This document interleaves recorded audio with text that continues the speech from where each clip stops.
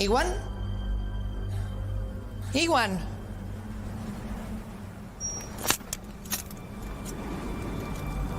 ¡Ay, mira! ¡Hay un bicho! Déjalo aquí fuera, Iwan. Sabes que no están permitidos los animales en casa. Por favor, Annie, deja que me lo quede. How's Ellie and Jack? They're good. Ellie got married. No way. Yeah. I never thought she would have gotten married before you. I think about it. Didn't you propose to me? We were 6 years old. It doesn't count. So where did you run off to? School, actually. Pre-med. You're a doctor. Well, not yet, but maybe someday. You'd be really proud. Miss him. Yeah.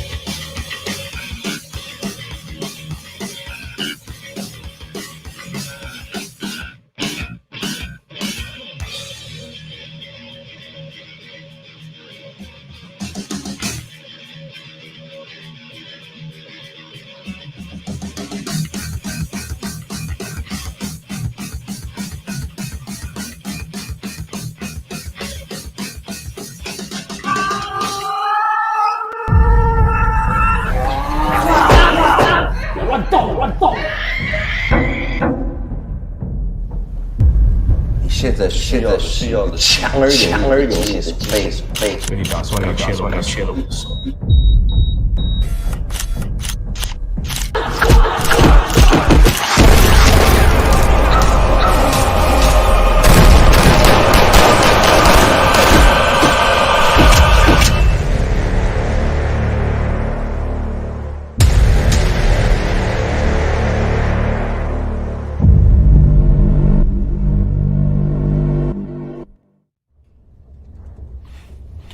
？Qu'est-ce que c'est Ça Ça Ça, c'est un cadeau de ma femme. Oh, je vois. Un souvenir. Oui. Ils vous laisseront pas garder ça. Hein? C'est la première fois? Moi, c'est la 3e fois. J'ai pas eu beaucoup de chance jusqu'ici. 2 femmes, un homme, tous avec un boulot en moins. Un comble, quand même. Non? C'est quoi cet endroit? Hello, everybody there in internet land. My name is Troy Bernier with the Miami International Science Fiction Film Festival. And we've got a couple more interviews for you today. Starting out, we have Mr. Edward Douglas. How you doing, Edward? Hi, Troy. Thanks for having me. I'm doing great. Yeah, it's good to see you. Good to see you. And your film is called Swiped. Yes, it is. Tell us a little bit about Swiped.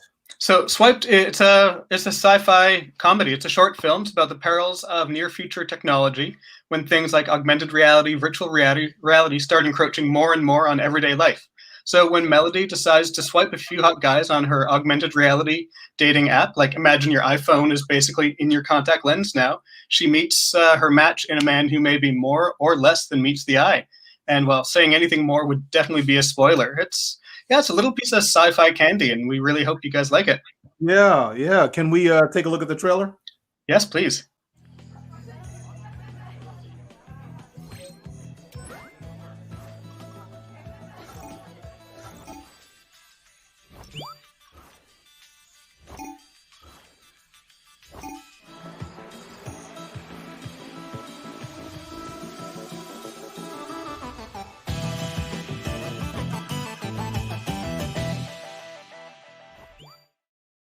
Definitely the funny romantic comedy type. Definitely. I can see it coming. So you made this while you were in up there in the mountains of British Columbia. Is that the case? What's going on? So we shot this shortly before the pandemic started in Leipzig, Germany, of all places.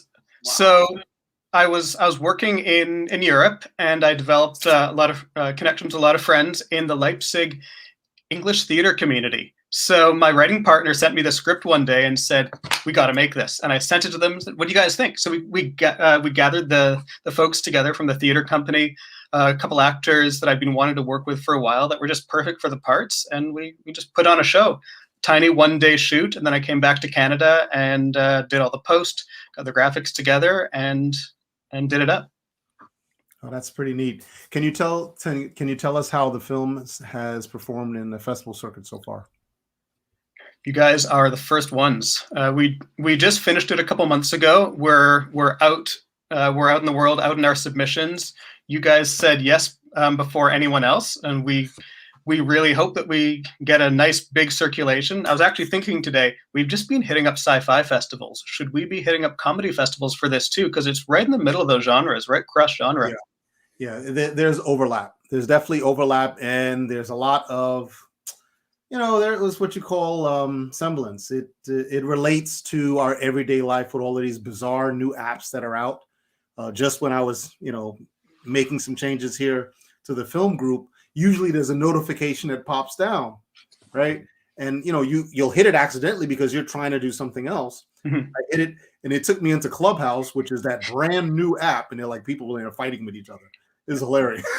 What in the world?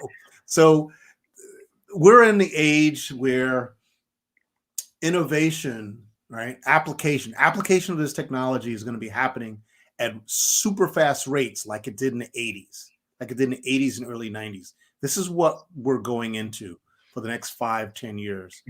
And I think the pandemic, the situation with the pandemic has kept so many people under wraps and focusing on paper, focusing on their work, that we are going to have a lot of new ideas and new things come out to the marketplace that are going to make it, whether good or bad, or exciting or less exciting, or just plain old crazy like things have been. What really scares me about it is I've worked in the video game world for many years. I have an idea of how software development works, and people who make this stuff have no idea how it's going to be used and how it's going to change people's lives and change people's world. I think we can see that with Facebook. People had no real sense of how all the algorithms in Facebook affected the real world. And that's just it's going to snowball, get more and more like that if we're not careful. And the films that I'm really interested in are all about how technology has these unexpected results. Wow. A snowball chaotic effect. Wonderful. It's scary times. So what's next for Edward? What's next? So I got another sci-fi short in the works. It's shot, it's in post, it's a longer piece, kind of in the same world. It's about augmented reality, virtual avatars. This one also has a bit of a romance lean to it, but it's more about compulsions and addictions and how apps can drag us in and use our psychology, use our neurobiology to get us hooked in really deep. And that's already happening today. I mean, it's happening with our apps every day today, but this is going even further. And when we can connect with avatars that are lifelike and can touch us on an emotional level, on a real physiological level how that's going to go. So maybe I'll be able to submit that to you guys for next year. Awesome. We love it, and we have a lot of alumni this year. About 10% of our films are alumni, so we're very excited to have people back because they did great work in the past, and it just got better. So keep that up. But you do put me on a little tangent, so I've got to ask you a couple more questions. All right. Can you tell me a little bit about simulations? So some of these games are simulations in video game development, and if that's the case, are you familiar with EVE Online? So I know of EVE. I haven't played much of it, but really there's a lot of different video games out there, but there's two big families of games. And when you say simulation, I think about there's one type of game that's more like movies. We tell a story and the player walks through the story that the writer, that the director, the designer designed. And I worked on a game series, a big sci-fi game series called Mass Effect, which is very much like that. You can make choices, but you're playing one story. And then there's things like EVE Online, which is a sandbox. The players create their own stories. The designers create the systems. They create the rules of the world, and the settings. But the players build their own stories to tell. And yeah, very different experiences in both of those. Don't tell me your handle in EVE Online. I don't want to know your handle. All right, I won't. I won't tell you mine. Awesome stuff. Well, listen, Edward, thank you so much for being on the show. And we look forward to having you during the festival. And don't hesitate. You see us out there. We want to hear more of how you feel, what you think of everything, and more about the film. All right. Sounds great. Thanks for having me on. And I can't wait to see all the shows at the show. The shows at the show. All right. Shows at the show. All right. Bye. Bye-bye now.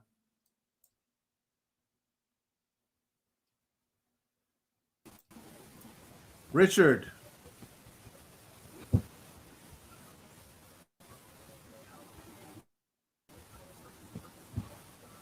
Richard. Hello. Mr. Marx. Guten Morgen, Mr. Marx. Guten Tag, Mr. Marx. Holy smokes. This is funny. Oh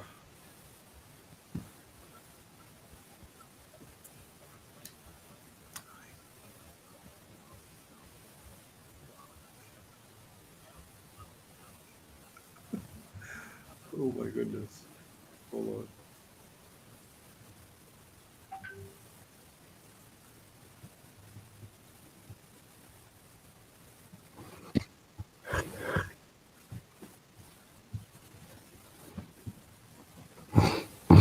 Richard.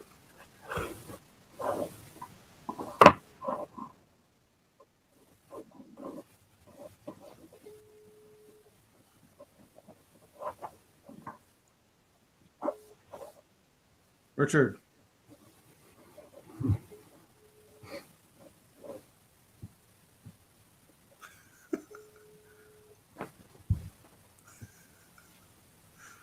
How you doing? Can you hear us okay? Uh-oh.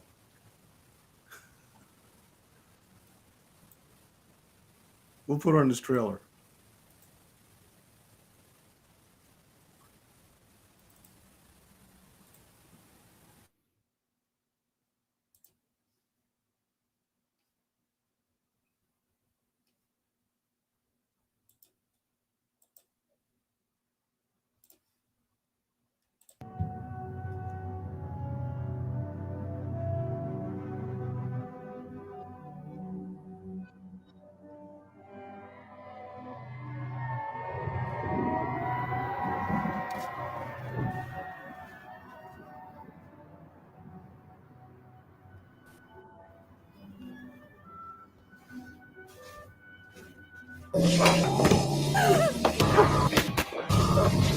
Torrance, I need you to respond to the comments in the group. I've been providing instructions in the group for people to get in. Where are you, buddy?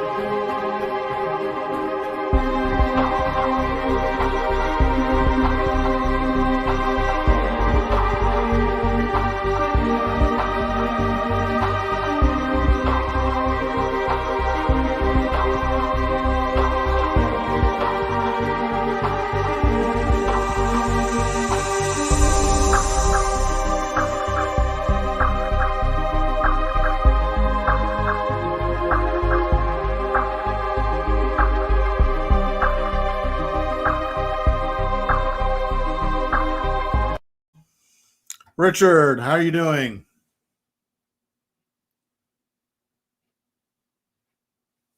We can't hear you, Richard.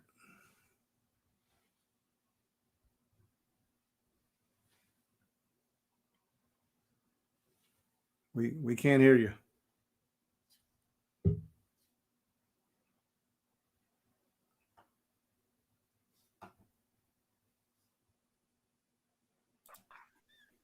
Give me a signal.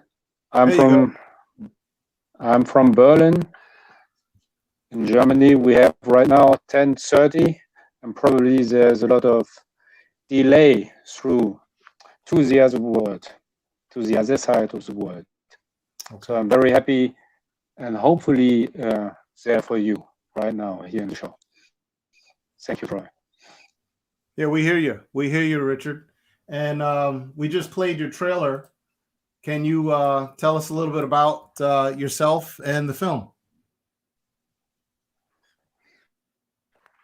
Yeah, as I said, I'm from Germany. I was studying here in Berlin at the film school, and the film actually was shot already like 6 years ago with the help of the film school, and then it was laying a long time unworked on my table because I haven't the money for music and for effects to finish it, and somehow I was not very satisfied with what I had. So time passed, and then like 2 years ago I finally sit down on the project, rewatched it, and decided that I want to finish. And then suddenly finally all the pieces come together, and I managed to work it out, and even in a way that I'm very glad about it. And I'm so happy to have it there in Miami right now, which is for me very exciting, and so sad that I can't be there. I would really wish to be in the sun of Miami. Instead, I have pretty gray Berlin, because Berlin is mostly gray in winter. Yeah. Well, listen, Richard, that your film is a very interesting type of story, because you told me that it had to be shot in Russian. It wouldn't work in German, so it was shot in Russian because the language, there's definitely some connectivity regarding the mysteriousness of the language. Can you elaborate a little on that? Yeah, I would say that there's also a cliche about Germans and about Germans, how they see the world. Also, if I would speak further in the cliche, I would say Germans have a very scientific and clear and rational view on the world. And there is definitely sometimes some mystery or double meaning missing. And because I have a lot of connection also to the Russian word, or in general the Slavic word, my wife is from Ukraine, for example. I have a lot of other personal issues and friends from there. I just see that they have much more hidden, and that their language somehow is creating a mood to contain this double meaning about being in the world, and also about this existentialism of the word. Wow. That's interesting. We're talking about linguistics now. That's interesting. Yeah, somehow. But because we have a linguistic and language. Yeah. No, I said we have a screenwriter here, Damien. I forgot his last name, but he's coming on right around you guys, right after you. He comes on, I believe, and his screenplay, it's in English, but he speaks fluent Russian. He was on with us the other day. He speaks fluent Russian, and it'll be real interesting, his take, due to the fact that, come on, it's not the easiest language to learn. No, it's definitely not. I'm still learning pretty hard on this, because I'm still far away from speaking fluent or even good. But right now I'm making still courses to get better and better. Yeah, that's interesting. Well, that's pretty neat. And one day I will read Tolstoy. What were some of the other challenges of producing the film?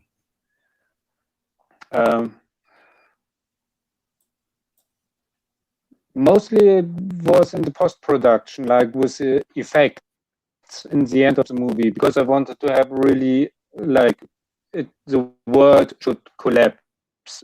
I mean the whole world. Right. Actually, I wanted that the whole house is completely tearing apart, and then you see on the universe, and the universe is ripping off. And I just knew from the beginning that this will be too tough because I don't have the knowledge for 3D animation to make it, and to shoot something in real, it was also very hard.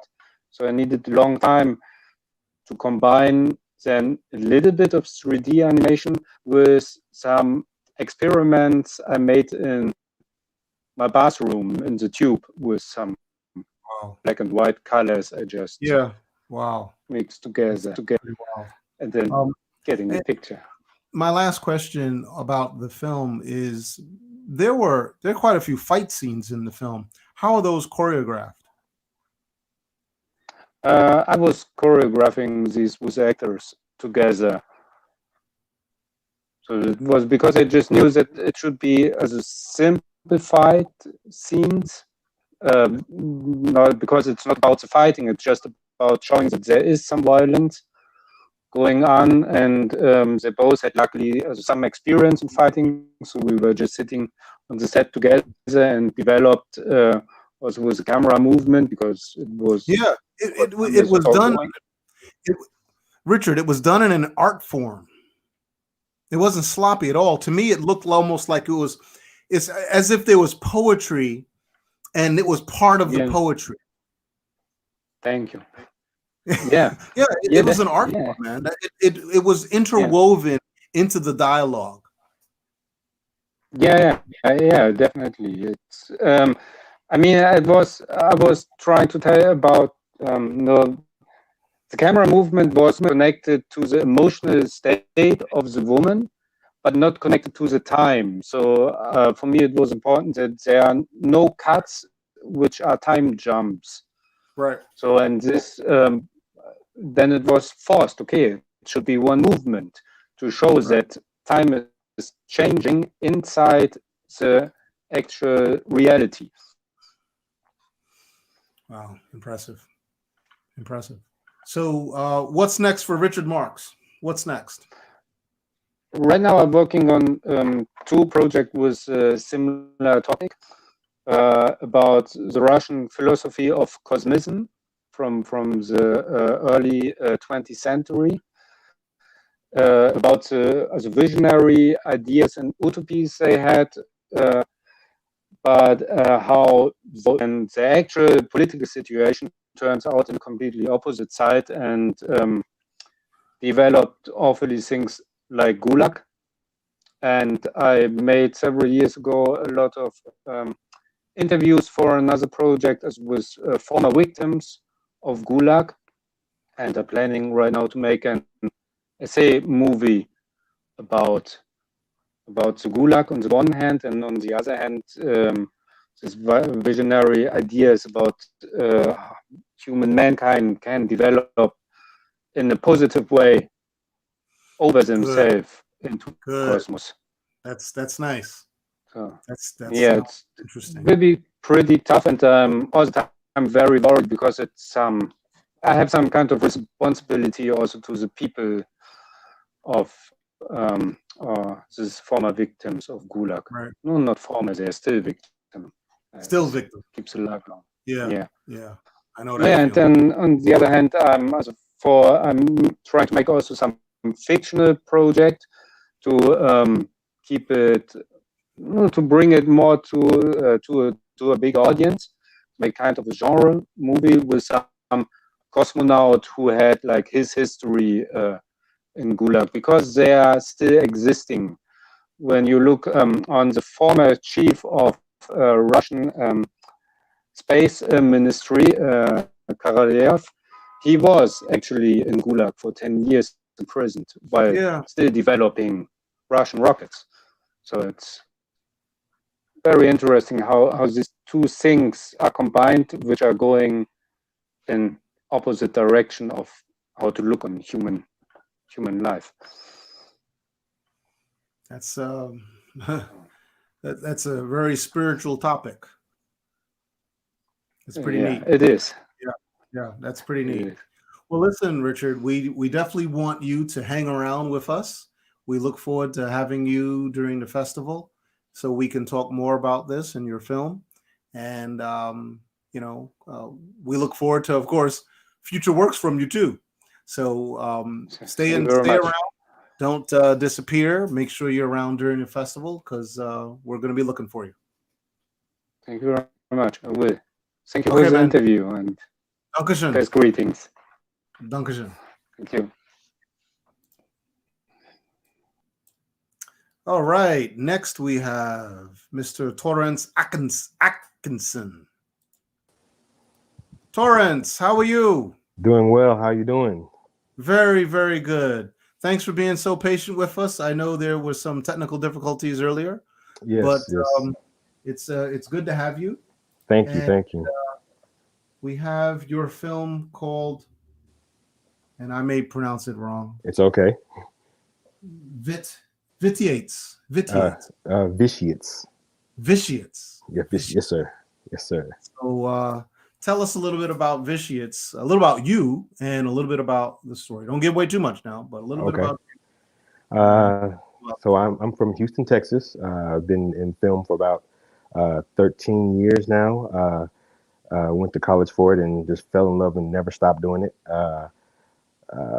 I've done quite a bit of film stuff, lots of film stuff. That's what I do. I don't want to give too much away, but onto the film. The film is basically about, it's a film that I've been working on for like 8 years, just trying to develop the concept and the characters and the world and the rules of the world. And it's basically not about one person, it's about many characters who all have different abilities. And the core of the story is each person with an ability, how they handle situations in their life based off these gifts that they are given. And it's all a question of, if you had this ability and you had these issues, what would you do? Would you be good? Would you be evil? Right. Would you be neutral? So that's pretty much the whole, and with everything that's going on too with the Black Lives Matter and injustice, no matter what color you are, just people playing us as puppets. If you had these abilities and this was going on in our world and society, how would you, what would you do? So the basic story is just that I showed is a pilot concept, a concept of what takes place further down the line when many characters are accepting and are accepting their powers, and so that's pretty much what the film is about, and it was fun making it. Really fun. Yeah, well, yeah, it definitely looks like you guys had a good time. Yes, I can read here: fracture. A vitiate declares war against those who abuse their power on others, using them as pawns unjustly. Pitch, another viace, comes to answer the call of war as the battle begins. Yes, and indeed. This is 17 minutes, 17-minute runtime. Yes, so that's a good time for this to unfold. And I enjoyed the film. It's got some nice components to it. It was it also conceived to be a web series? Yes, sir. It was. That was the initial goal. When we were shooting, we were doing many little. We had to start like kind of like a comic book, a mini comic book YouTube thing. So it'd be like 3 minutes, 4 minutes, or whatever. We started coming up with concepts and shooting stuff for that, and then we had the opportunity to actually shoot a whole concept of it. So that's what we did, and we wanted it to be a definitely like a web series to kind of just for the fans and for fun. Sure.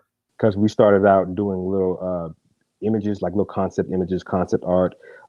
We went to Comic-Con, Comic Palooza, animating that series environment to help with the story. And Yeah. And it just became something that was just fun.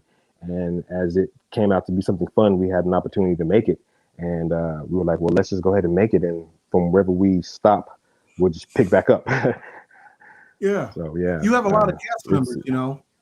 Torrance, you have a lot of cast members in the film. Can you speak about maybe Nicholas Alba, Blaze Tedder, some of the key cast of the film? Can you speak on? Yes. Nicholas Alba, this guy is I met him in a job that we had working for a tree company, and I always told him, I was like, man, you look like someone I want to. Your energy is someone that I want to have for a character. And he's like, oh, okay, whatever. And like 6 years later, I got back in touch with him, and he's been my producer.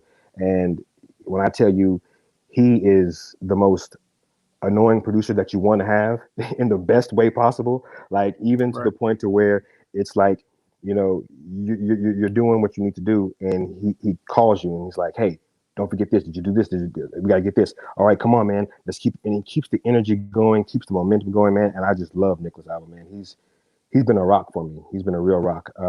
Let's see, Blaze Tedder. He's awesome. Right now, he's actually in California pursuing his acting career.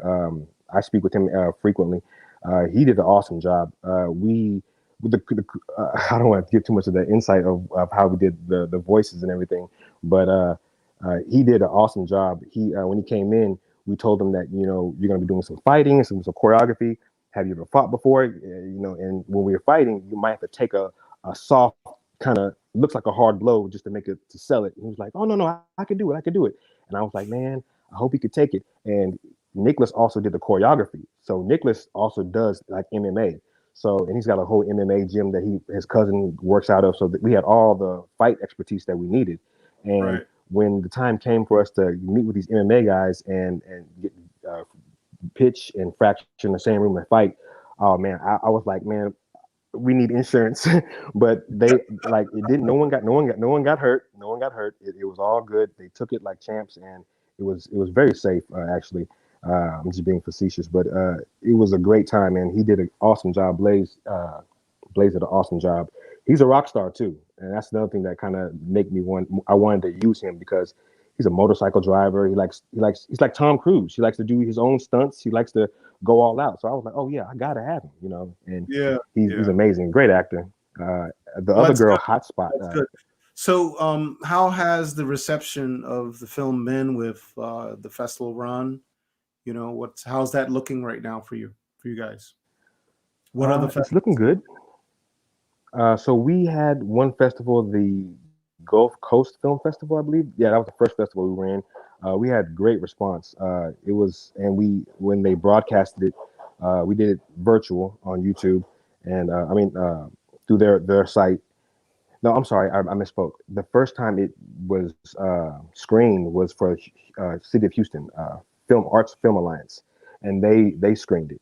And after they screened it, we kind of just piggybacked the Gulf Coast Film Festival, and it was a wave of just like, hey, whoa. Like we have fans now. Like we actually have fans that actually after the premiere, they were like, hey, what's going to happen next? So when's the next episode? That's when we were like, oh, I guess we're not done working yet, guys.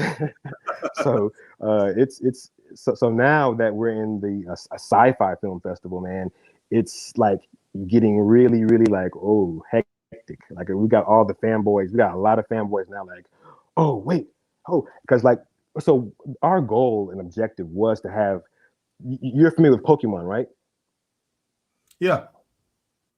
Okay, so you know how they have like a Team Gold, Team Blue. They have certain teams. We kind of wanted to give the audience and fans to have a certain team of vitiate that they wanted to root for, like the Team Gould, who's a conscious zombie, Team Fracture, who can manipulate light sources, Team Pitch, who can manipulate sound, Team Hotspot, who can manipulate all technical and Wi-Fi sounds, Team Paris, who can open black voids, and Team so we really wanted to go for we want the fans to have connections with the characters. So we're hoping that this wave of people in the sci-fi realm latch on to this, and we're really crossing our fingers to see what happens. All right, well that's really neat, and that's good progress. and you know it'll pan out if you keep pushing it. You'll get a few more bites on it. That's for sure. I'm sure of that. Sweet. Excellent. Yeah, I'm excited. Man. I'm a fanboy myself of Marvel and everything. So, I love this stuff, man. I love it. Well, I was gonna say, I don't know. Do we have a trailer for your film? No, we don't. We don't have a trailer. I didn't make one. I mean, I could have one prepared, but I didn't know that I would need a trailer. I'm very sad that I didn't make one because. Okay. I mean, I had a snippet that I could have sent that we used to promo the film when it was coming out, but it's like a 3 second, 5 second, and it's a 10-second clip. Right. It was just a few action scenes to kind of get the people to kind of question, like, hey, what's that? And with the title. So didn't really have a trailer. Okay. Well, there'll be other times, and there's still time to send us one. So it could be, a minute, 45 seconds. You know, they're always good because they help you sell the idea, and that's what is the little bait that gets people to come in and buy tickets. So listen, Torrance, thank you so much. We really appreciate you coming out, and don't disappear. You know, hang around a little bit for the festival. Enjoy it, and we hope to see you again on the Step and Repeat. All right, I will. Thank you so much for having me. So bye for now. All right, bye-bye.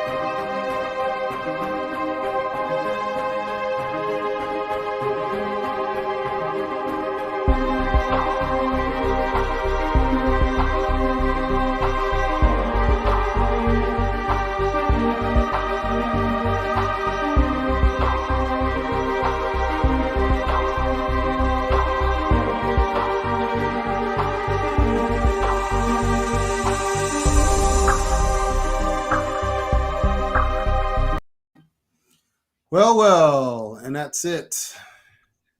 And Richard Marx is up to something there. You got a lot going on. So that is it. And we are going to sign out.